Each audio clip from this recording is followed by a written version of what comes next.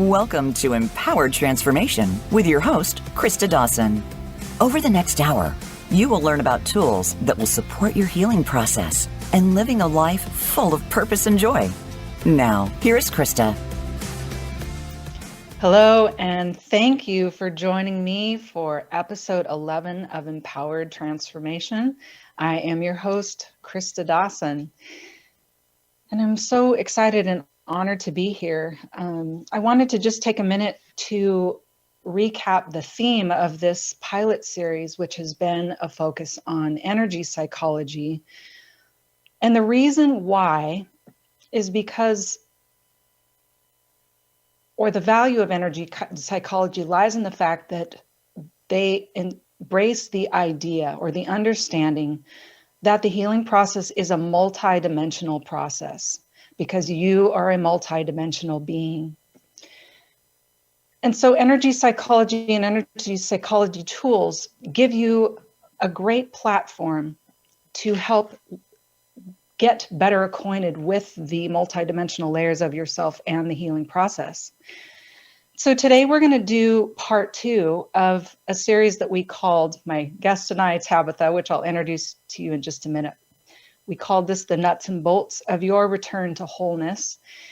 And in this series, we're talking about the multidimensional layers of you, which is your mind body, your energy body, your emotional body, and your soul or spirit. And last week, we talked about your center. We defined that a little further. It's a part of you that has many names and can be a cultivated awareness of your center, can come from many different traditions. It can come from so many places, and so it has many names. And so we defined that last week with a little more detail. And we talked about the energy body and the emotions, and all of these things are so intertwined. Today, we're going to be talking about the mind, which, boy, howdy, that is a complex subject and can really cause a lot of struggle for us. Our thoughts can be really tricky. So we're going to talk about that in more detail, as understanding it is going to really help you in your healing process. So before I introduce our guest and before we go any further, let's go ahead and open our hour.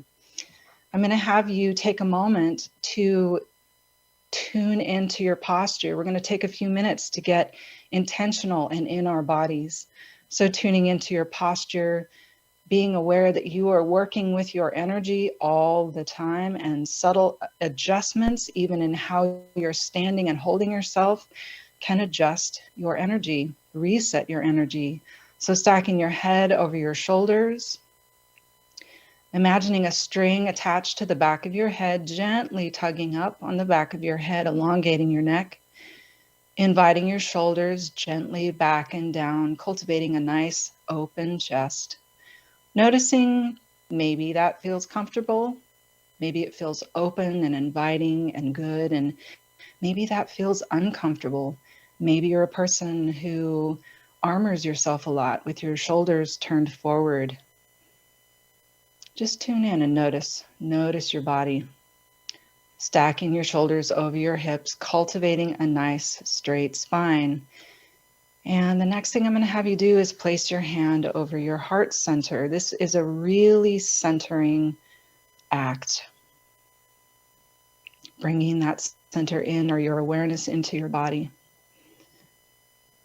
And I'm going to invite you to rest your tongue in your mouth. This is an incredibly powerful tool, allowing your tongue to completely relax. Your tongue is directly linked to your vagus nerve, which is a giant nerve that activates the rest and digest part of your autonomic nervous system. It's impossible to worry when your tongue is resting in your mouth. The hard part can be keeping it there. So observe if it's feeling struggling to do that. And if you can completely relax your tongue, I invite you to do that. Relax your jaw. And just to share for a moment what my focus and my intention is for this hour is that you walk away learning something that you didn't know before. Perhaps you add a tool to your arsenal. That you walk away with some knowledge that empowers you in some way. And most importantly, with this knowledge, that there would come compassion. Knowledge is such a powerful tool, especially when it leads us to more compassion towards ourselves. And I hope that what you learned today will help grow compassion for yourself. Compassion for yourself in your life, compassion for your past, compassion for any behaviors, thoughts, or ways of being that you struggle with. So as you take in this intention, as we take a deep breath in, and I'm going to invite you to do that in just a minute, I want you to breathe in this intention. And so I'm going to invite you to do that with me right now. And do a long, slow exhale out your mouth. Good.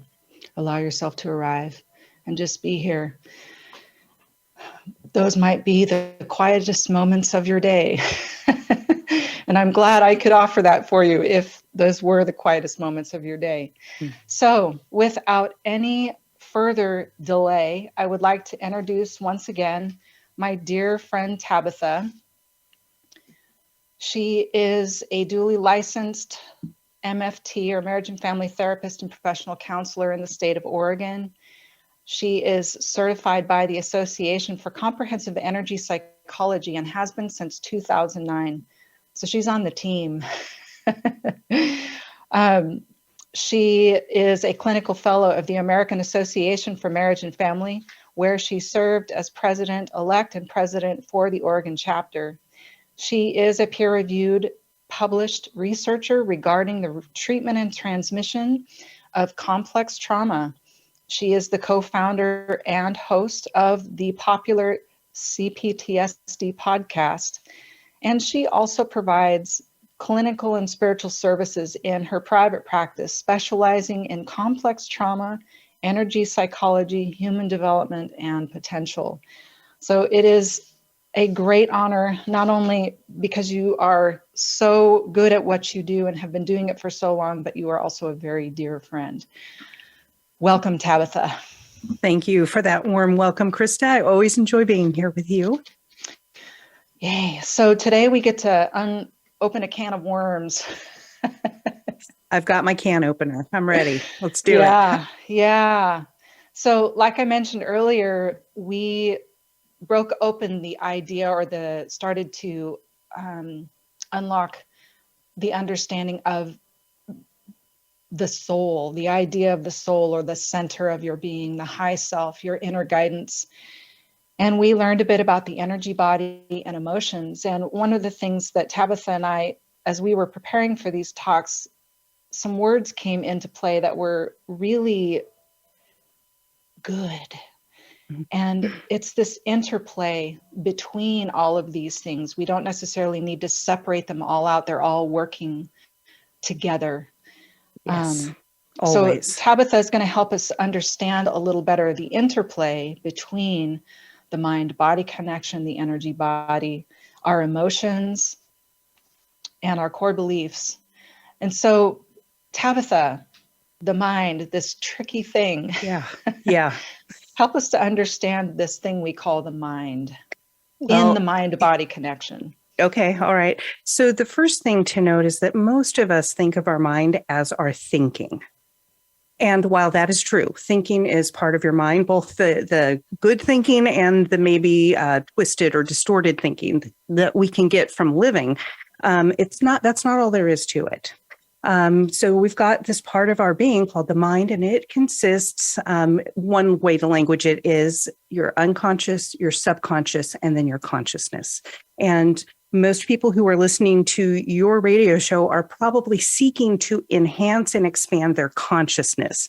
And that means what you're actually aware of, especially in the moment, right? Especially you're aware of it when it's happening currently. The subconscious is everything that's just underneath that. So like if you went looking for the answer in your subconscious, you'd most likely find it. And so that could be, why am I always dating the wrong person? And you're able to subconsciously recognize you're trying to fix something with your childhood, right? That's an old example, but that subconscious drives about 90% of our behavior. right? And so a really great example of how that could actually be true when we think we're all awake and functioning, right, is have you ever been driving down the road and all of a sudden you're at your destination, but you don't really remember the last 15 minutes of that. You've been in this hyper-focused state, thinking and processing while driving. That's a very common experience for people. Have you been there, Christa? Oh man. Absolutely. Right. Now, hopefully we come into awareness that this is our exit right before the exit instead of right after the exit. And that's the same with our emotional response to our subconscious stuff too. We want to be prepared that we know where we need to get off and what we need to handle with our thinking and with our feeling before it actually happens. Otherwise, we end up in overwhelm, shutdown, meltdown, outbursts, however that shows up for us. And so the mind is this complex source of information, and also it's an integrator. And so it brings information that your body is sending you, like you just stubbed your toe, to the forefront of your mind, even though you may not have been watching your toe while you stubbed it. And so, so one thing to think about is the strata. Now, the unconscious is unconscious. It's not accessible really, other than through like religion or philosophy. It's more of an idea of what could be underneath there. But that's the structure of the mind. So consciousness is what we're aware of. Subconscious is could be aware of, but usually are not aware of. And then unconscious is not accessible. Wow. That it really does help to break it down a bit more. And I think that, again, a lot of our work in the healing process is unpacking what's lurking under the surface. Exactly.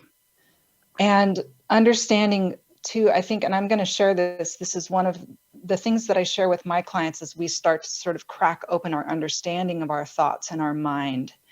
The fairly new science of the task positive network versus the default mode network, helping people to, get a better understanding of the default or the mental rehearsal that goes on that is subconscious.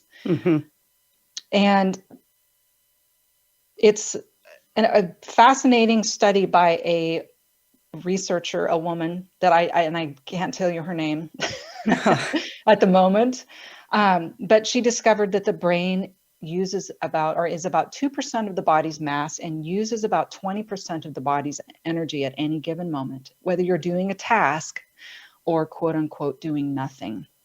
Yeah. I mean, your brain is the upper 1%, so to speak. Right. It gets most of the resources. Right. So when you're doing a task, regions of the brain that she called the task positive network light up to help you sequence and get your task done. And then you sit down to take a break and you're quote unquote doing nothing. And your brain is still using 20% of your body's energy through regions of the brain that she called the default mode network. And it's that mental rehearsal. He must have meant this. I'm going to do that.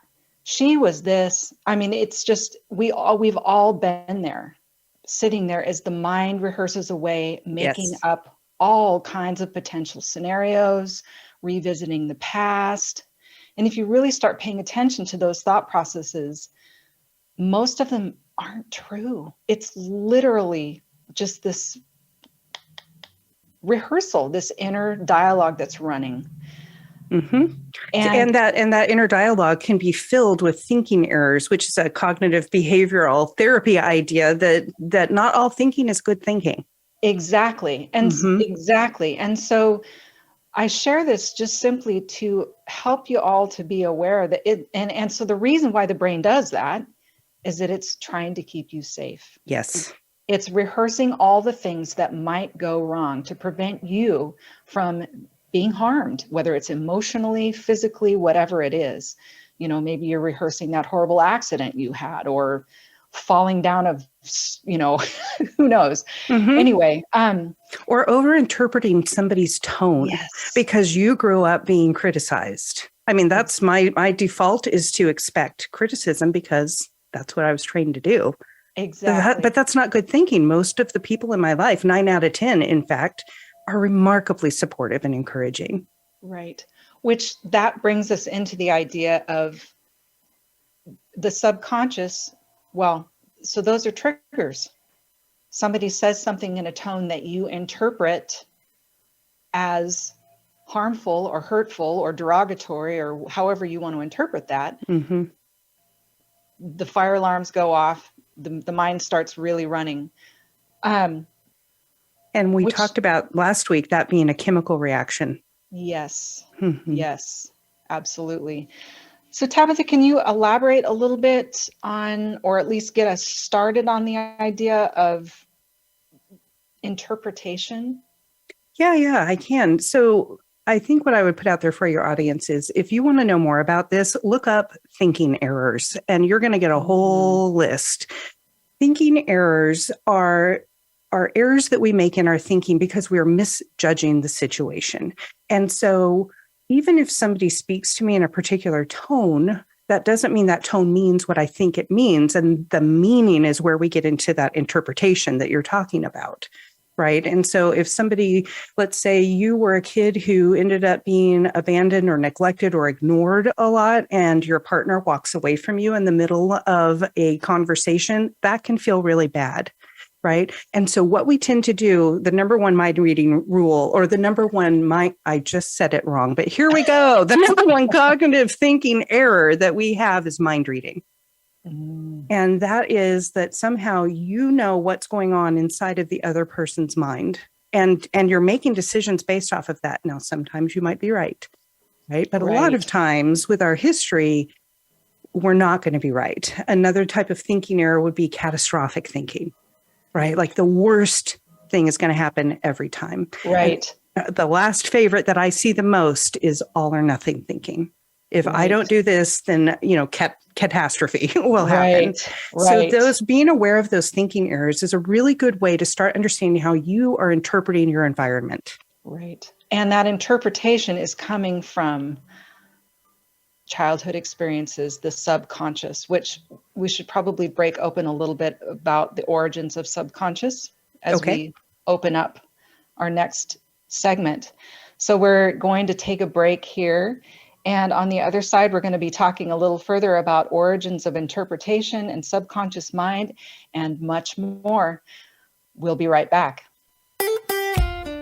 Follow Voice America at facebook.com/Voice America for juicy updates from your favorite radio shows and podcasts. Are you tired of feeling stuck? Are you suffering from a chronic illness, addiction issues, lack of motivation, a negative mindset, and a lack of purpose?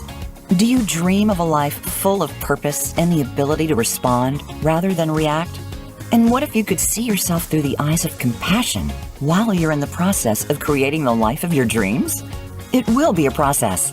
Dreammakers is designed to empower transformation from being stuck and unsatisfied to a life that is moving forward with purpose and joy.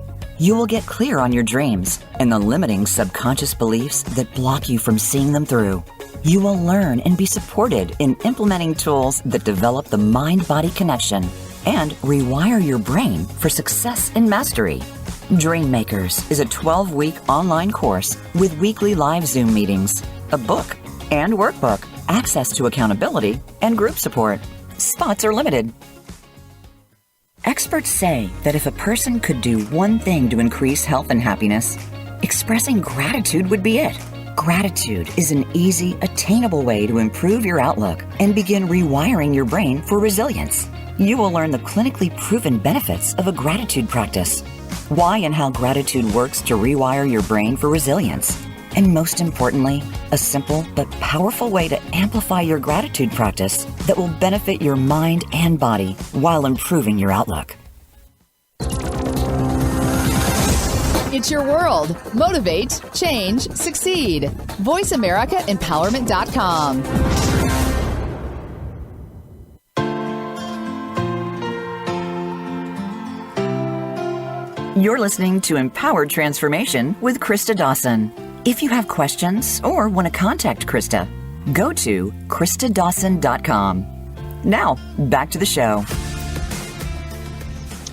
Welcome back.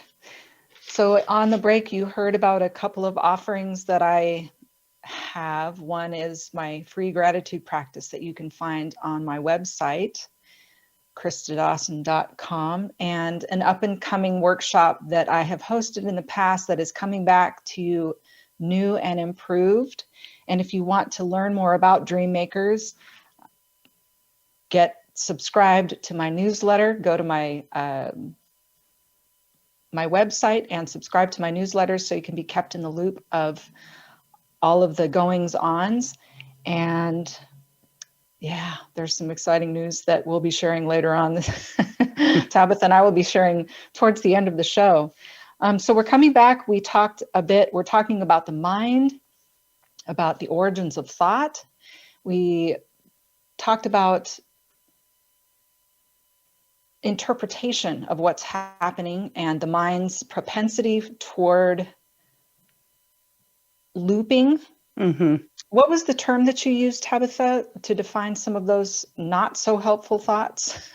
I think probably thinking errors is what I was talking about. Errors. Yeah. Right. So these are forms of thought that we can get trapped in that keep us stuck in not very helpful places.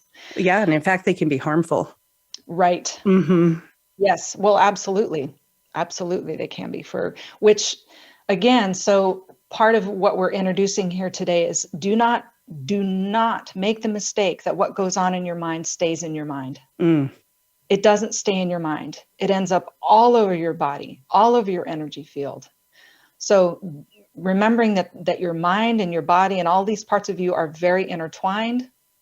And so if your mind is running wild, it's hurting you. Mm-hmm. Mm-hmm. Physically, emotionally, spiritually. So getting a better handle on what it is, how it works, what is good to attach to and what is not good to attach to in terms of what's going on in your mind. So Tabatha, we just talked a bit about interpretation, and let's talk a little bit more about the origins of the subconscious. Where does that come from? You got it. So the subconscious is something that all of us have. It is just a part of being human. And really, one way to describe it is that it is all of the patterns you have already figured out in this life.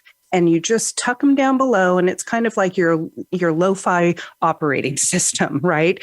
So all of those patterns come from somewhere, and they come from us, primarily age 7 and below.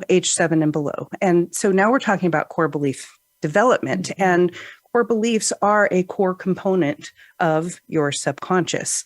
And so when you are raised in a home that provides enough safety and enough nurturing, actually you turn out pretty easygoing. I mean, you can have your own personality, of course, right? But there is an expectation in people who have received enough nurturing and safety that they're going to be okay, and that people will support them. And so their core beliefs tend to be positive in nature, right? This doesn't mean they're upbeat, positive people. These are different things. So you might want to do a little more research, everybody.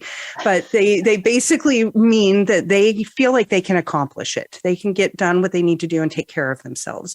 Those of us who were raised with not enough safety, not enough nurture, and perhaps even harm occurring to us, we end up noticing the patterns in the world that are harmful because those are the first ones we got.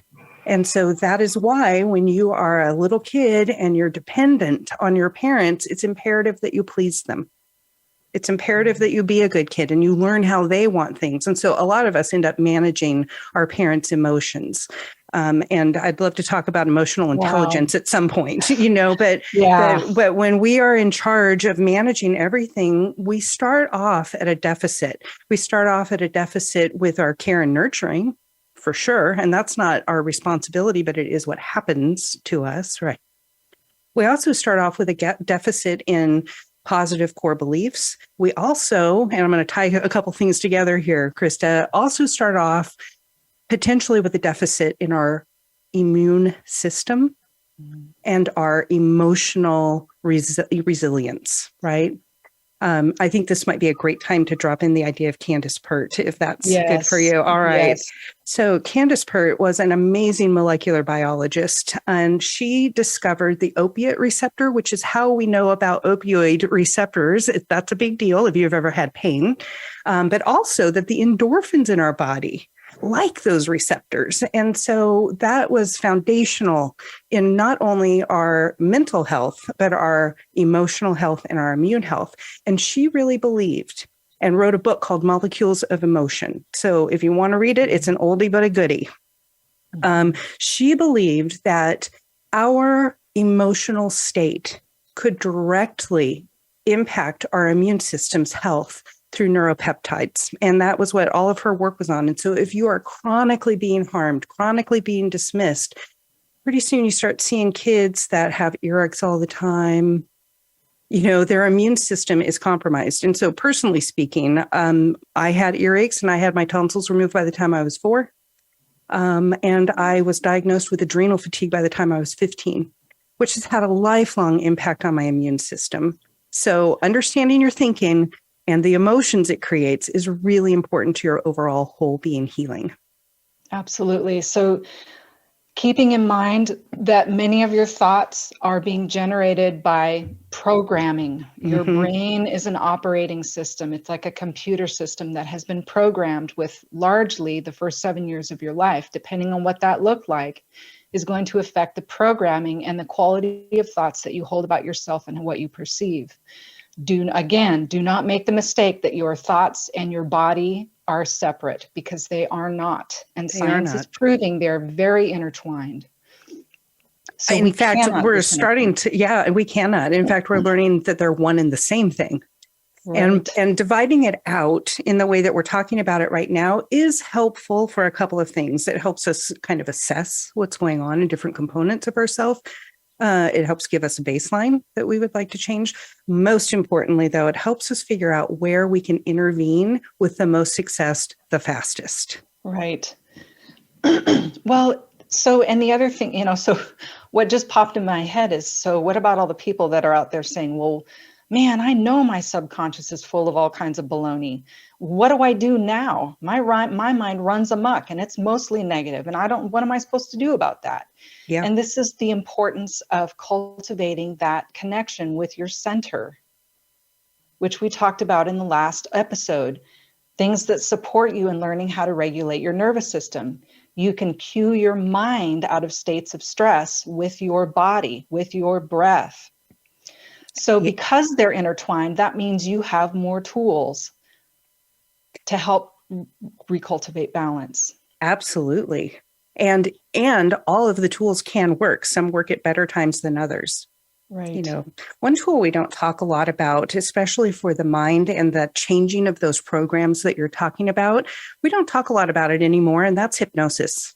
And I have been a hypnotherapist for a long, long time. It was one of the first things that I learned to help myself. And there's something really beneficial about hypnosis that takes that meditative centering that you're learning to do and that we've been talking about, Christa, and pumps it up.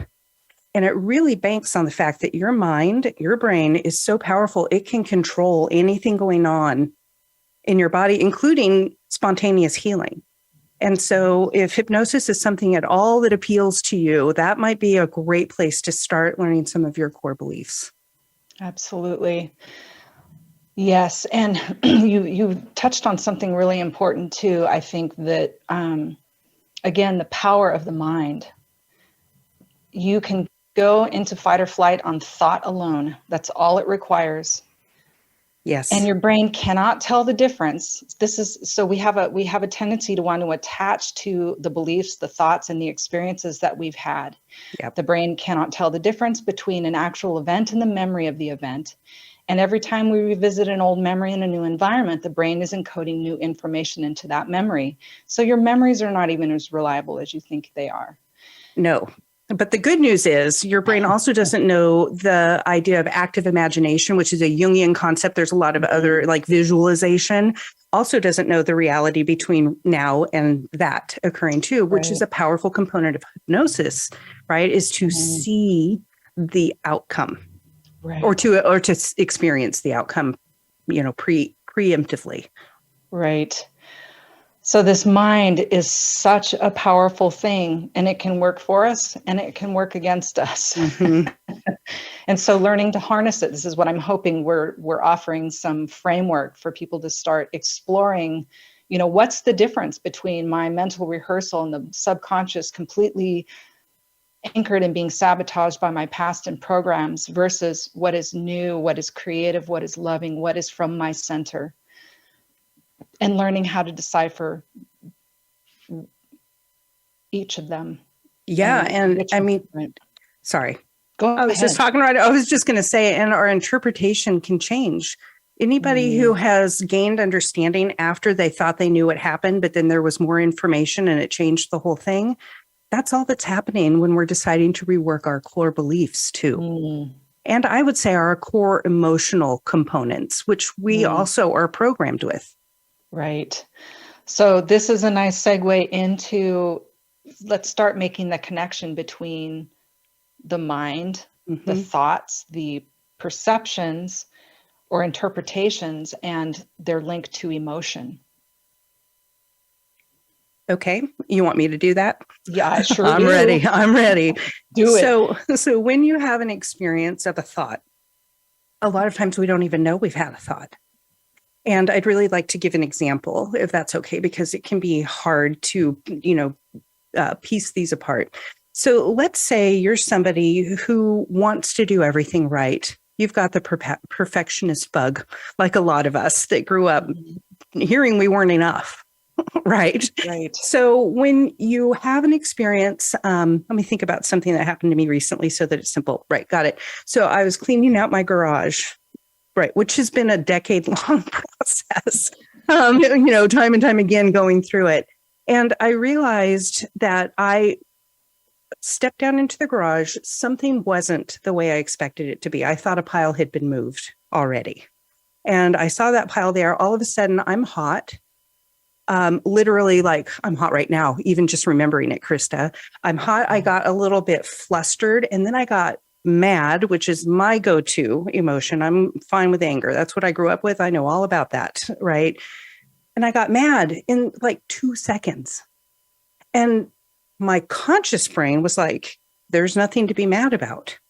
Literally, there's nothing to be mad about. That pile can be moved anytime. Anybody can do it. It's not a problem. But internally, I was lit.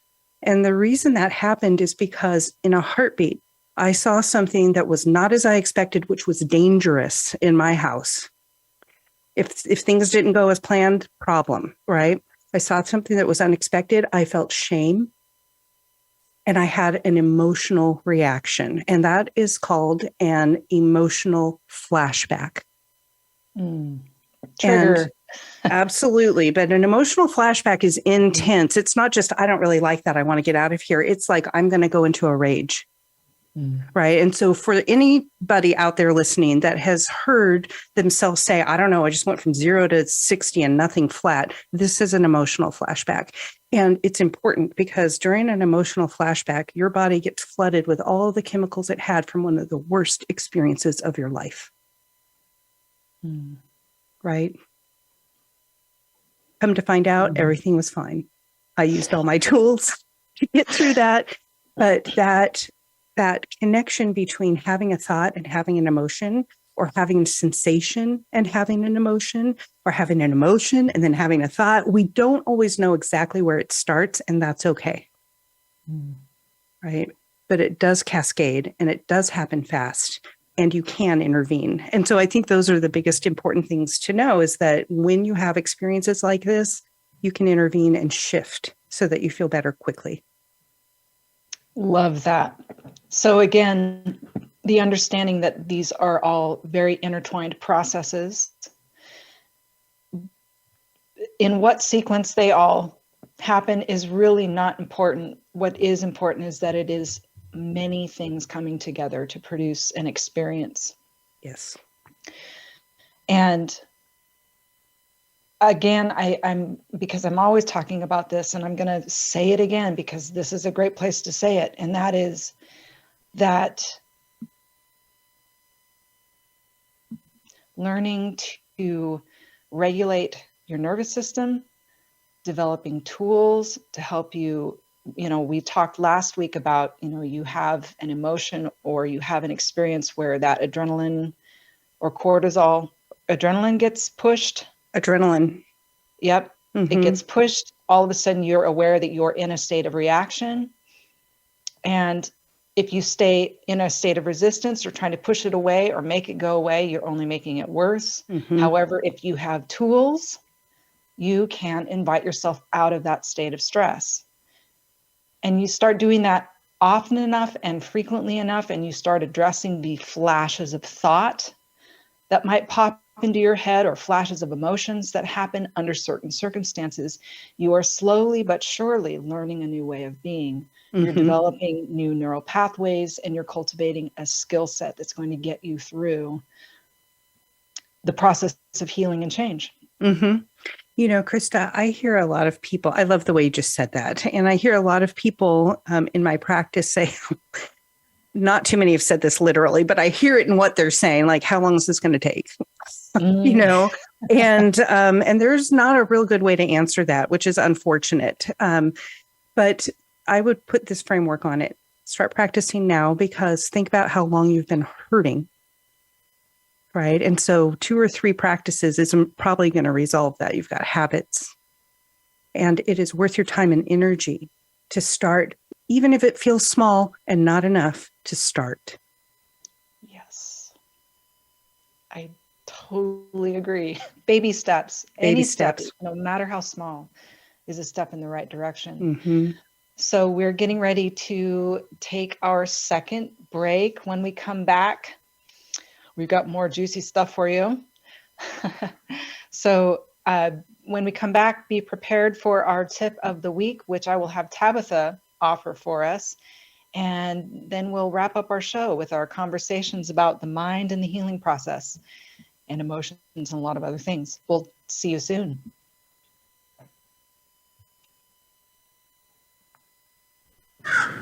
A little birdie told me Voice America is on Twitter. Follow us at Voice America TRN. Experts say that if a person could do one thing to increase health and happiness, expressing gratitude would be it. Gratitude is an easy, attainable way to improve your outlook and begin rewiring your brain for resilience. You will learn the clinically proven benefits of a gratitude practice, why and how gratitude works to rewire your brain for resilience, and most importantly, a simple but powerful way to amplify your gratitude practice that will benefit your mind and body while improving your outlook. Are you tired of feeling stuck? Are you suffering from a chronic illness, addiction issues, lack of motivation, a negative mindset, and a lack of purpose? Do you dream of a life full of purpose and the ability to respond rather than react? And what if you could see yourself through the eyes of compassion while you're in the process of creating the life of your dreams? It will be a process.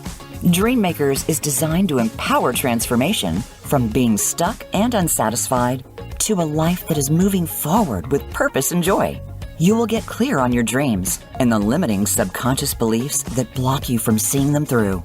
You will learn and be supported in implementing tools that develop the mind-body connection and rewire your brain for success and mastery. Dreammakers is a 12-week online course with weekly live Zoom meetings, a book and workbook, access to accountability, and group support. Spots are limited. It's your world. Motivate, change, succeed. VoiceAmericaEmpowerment.com.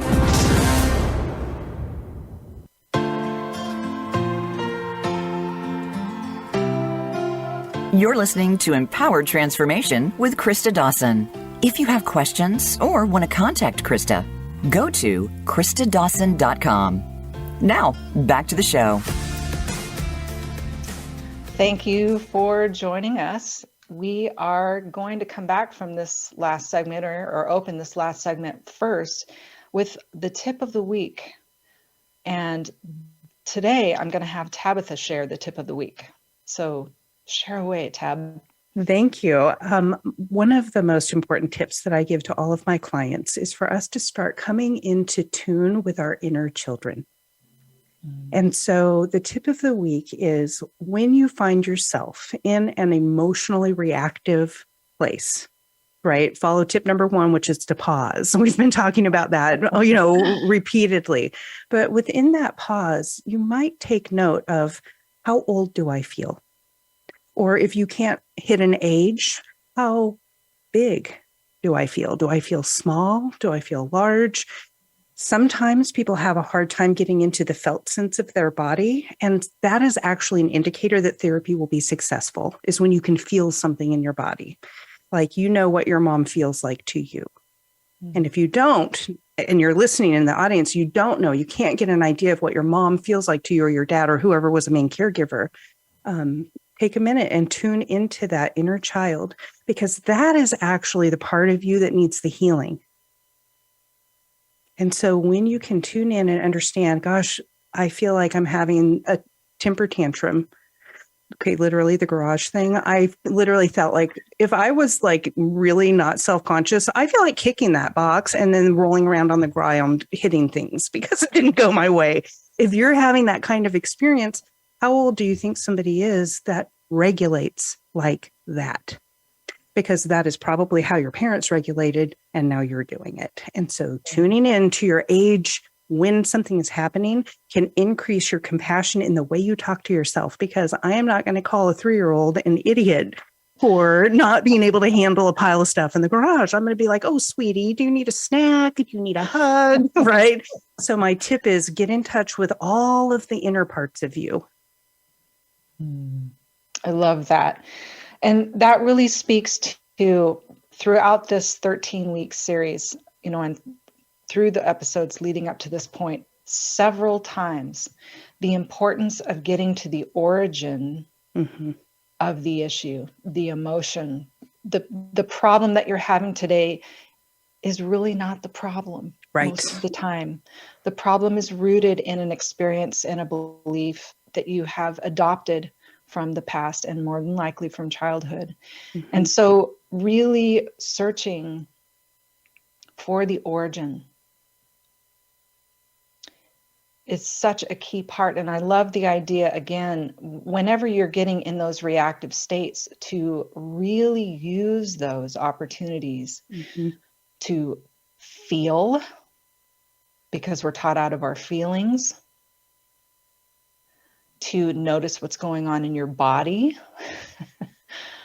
all of these things. And they all can serve as you develop a relationship with all of these aspects of yourself. All will serve you in the healing process. Yes. So I absolutely love that. So I want to spend this last segment speaking a bit into, and we want to give ourselves enough time that when that 4-minute marker comes up, we got time to talk about the future of transformation. But I would love to tie this back into compassion, because that really, I have a statement that I'm coining lately, is knowledge is power, but compassion is king. Knowledge for the sake of compassion. That's really what this is. So help us turn this back toward compassion, toward ourselves, most importantly. Right. So, I mean, most of us come into awareness of these triggers and there's these reactivities that we have because we end up getting problems in our lives. Right. And so this coping mechanism that we came up with, like overreactivity when something doesn't go your way, is a way to remain safe. And so right there, just remember that even if this is creating problems for you, and most of our coping skills, or our poor coping skills, do end up creating problems. Even if it's creating problems for you, it's there because it is meant to keep you safe. And it did indeed help you survive one of the worst experiences of your life. Okay. And that doesn't mean that you haven't had hard experiences since you were a kid, but imagine being a vulnerable little kiddo and you have nowhere to go and no one to help you, and you have to deal with this. So you came up with this plan. So one way to return to compassion is to remember that the plans that you're operating with were literally created by a child. And we can lovingly teach that child how to have a more adult response, a more emotionally mature response, a more clear thinking response, a more embodied response, a more centered response. And now we've got all those components we've been talking about, having compassion given to them. Right. And if you didn't have those things modeled for you, and if you were not taught those things with out injections of guilt or shame or withholding, which many of us did experience growing up. You didn't learn how to regulate, and you didn't know how to deal with your emotions, and you didn't learn how to have a more mature response. So there is no reason for any shame or guilt. Absolutely. Only Absolutely. compassion. And do you mind if I speak about emotional neglect and Yes, abuse real quick? please. So most of us don't really even recognize or realize we were emotionally abused or neglected because it is just the climate we grew up in. We think it's normal until maybe we go over to somebody's house in middle school and like nobody's yelling or throwing things. We don't know how that happens. This is weird. What's going on with your family? So there's a really great book that I want to recommend to your audience, which is called Adult Children of Emotionally Immature Parents. It was written by Lindsay Gibson.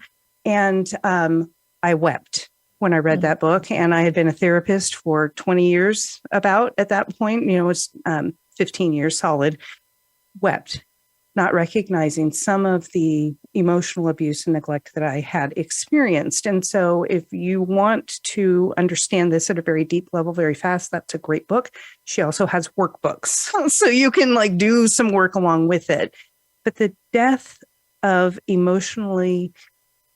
let me re-say that. Moving out of emotional immaturity into emotional maturity will change your life because you don't have to have the highs and lows anymore, right? And those highs and lows are the things that are outside of our tolerance that we've been talking about, that regulation. So emotional abuse is one of the things that is key to complex trauma and also an emotional neglect. So I guess I'm just floating it out there that you may have had this experience and you don't even know it because maybe you got a car like me for your birthday, or you weren't beat senselessly, right? And those are the things we tend to think of, but the emotional experience is actually the most damaging one. Right. And for those who, so we're speaking into some of the concepts that we've talked about in an earlier show on several actually, but one specifically on attachment and attunement. And these these layers of neglect can be very, very subtle, or I like how you announced or described this as sort of the climate of, it's sort of how we do things here. And if you had a wounded parent, and the reality is we are all wounded. We all have wounds. Yep. If you had a wounded parent who didn't know how to deal with their own emotions, which is what we're talking about, you certainly aren't going to have that ability. And so go ahead. Learning how to be emotionally mature is the thing that can buffer you from what seems like the knock around weather of life. Right. It gives you perspective. And ultimately puts you in a position to learn how to respond rather than react, or cultivate the ability to respond. And again, it's a process. It's a multi-dimensional process, and having tools and using modalities that help and acquaint you with all of the layers of this process is going to serve you so well. And if you find that you're in a rough patch, and I cannot tell you how many people, including myself, that has had some things come up that have really put me back in touch with some of that very old wounding. And if you're in a hard place, it's a great time, get some help, get some support, and ideally look for support from people that are not just addressing things through talking it out, but they're encouraging you to, or teaching you how to use tools that bring you in touch with your body, with your energy body, with your emotions. And so really seeking out a therapist that maybe uses energy psychology modalities, or maybe is an energy psychology practitioner. So get some help, get some support. You deserve You're not it. Intended, yes. And we were trained not to get that help and support, especially for those of us who kept things in the family, if you know what I mean, like family business stays at home. That is a way to control you. And so get the support you deserve. Right. We weren't designed to go through this life alone. No. And you were never designed, you're designed for community, for love, for safety. And so doing what you need to do to support yourself through unraveling suffering, if you're suffering. Mm-hmm. And again, the purpose for this 2-part series was, again, acknowledging that the healing process is a process that is eternal. It will never end. If there is an arrival, it is in the fact that you can get good at the process. You can get good at dealing with pain when it arises. You can get really proficient at getting clear and returning or meeting yourself with compassion so that you can invite some movement and some change and some healing. Mm-hmm. So, all right. So we are getting ready to close up our show today.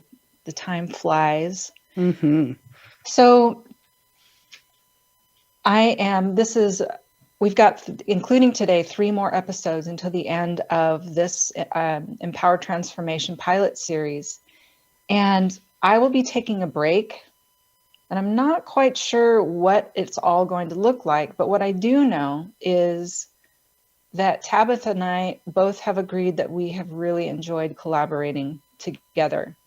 And so I see a collaboration in our future. We're not really sure what it will look like or where it will be. But if you are interested in staying tuned to our collaboration, we're talking about retreats, we're talking about all kinds of things.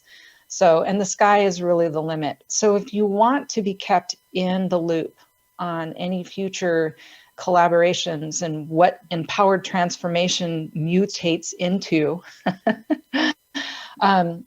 be sure to subscribe to me on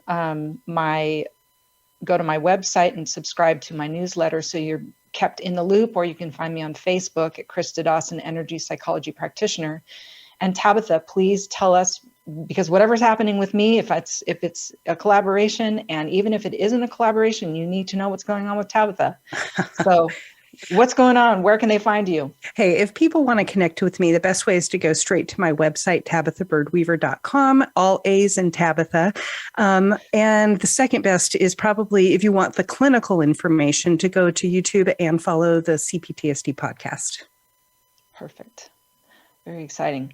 So again, we are so excited about our continuing collaboration. We have a couple of more episodes, which Tabatha will be finishing out with me. Next week, we're going to be learning about one of her favorite modalities, which is chakra dance. So she'll tell us about this incredibly powerful modality called chakra dance, and we'll be elaborating a little further on the chakra system. And then the final episode will be a little unpacking. I didn't get to share much about how I ended up doing this show in the first place.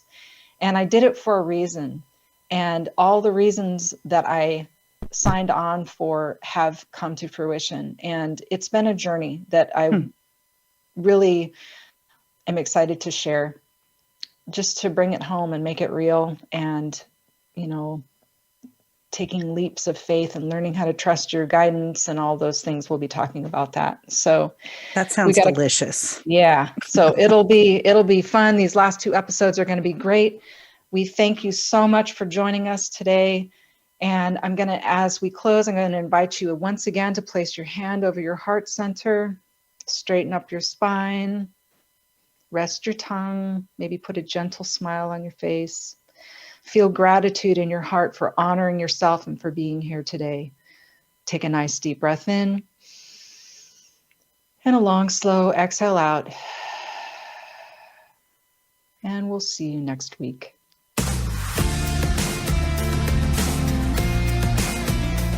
Thanks for listening to Empowered Transformation with Christa Dawson. We hope you have gained insight into the healing process and added tools to your tool belt. Until we talk again, have a beautiful week.